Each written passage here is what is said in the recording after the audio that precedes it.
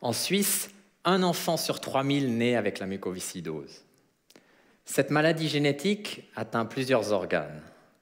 Mais ce qui est le plus inquiétant, c'est l'atteinte aux poumons. Les symptômes apparaissent très tôt dans la vie et leur évolution peut avoir des conséquences dramatiques. Seul un patient sur 2 atteindra l'âge de 35 ans. Il est donc vital de pouvoir visualiser avec précision chaque année ce qui se passe dans les poumons de ces patients. Si on voit que la situation est stable, on sait que le traitement est efficace. Par contre, si on voit que la situation s'aggrave, on sait qu'il faut adapter le traitement pour lutter plus agressivement contre la maladie. C'est pourquoi j'interviens en tant que physicien.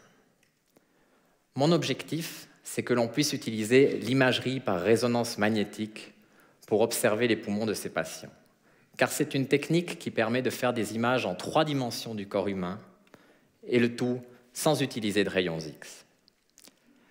Mais pourquoi est-ce que cette technique n'est pas déjà utilisée à l'heure actuelle?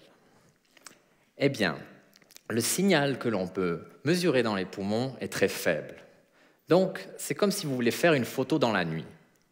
Il vous faut un très très long temps de pause pour avoir suffisamment de lumière sur votre pellicule. Et un long temps de pause en résonance magnétique, ça veut dire 5, 10 ou même 15 minutes. Et pendant ces 15 minutes, le patient va respirer. Et tout ça, c'est du mouvement. Et si vous avez déjà essayé de prendre en photo quelque chose qui bouge, comme un enfant qui joue par exemple, eh bien vous savez qu'à la fin, votre photo est toute floue. Comment remédier à ce problème? Eh bien, quand je vous ai dit que c'était comme faire une photo dans la nuit, ce n'était pas tout à fait vrai. Au milieu, entre le poumon droit et le poumon gauche, il y a le cœur. Et le cœur, c'est quelque chose qui est très brillant en résonance magnétique. Et le cœur bouge avec les poumons lorsqu'on respire. Donc, c'est comme faire une photo dans la nuit, mais avec un phare qui bouge pour nous indiquer ce qui est en mouvement. J'ai donc repris une technique développée pour faire de l'imagerie cardiaque à la base. Et j'ai reprogrammé la machine pour que chaque seconde pendant l'acquisition, on regarde la position du cœur. Si on voit que le cœur est en haut, on sait qu'on est dans la phase d'expiration.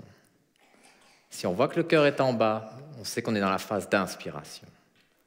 On fait ça pendant toute l'acquisition. Et à la fin, on a trié les données. Et on obtient une image en expiration et une image en inspiration. Et ces images sont nettes, ce qu'on a déjà pu vérifier chez 9 patients.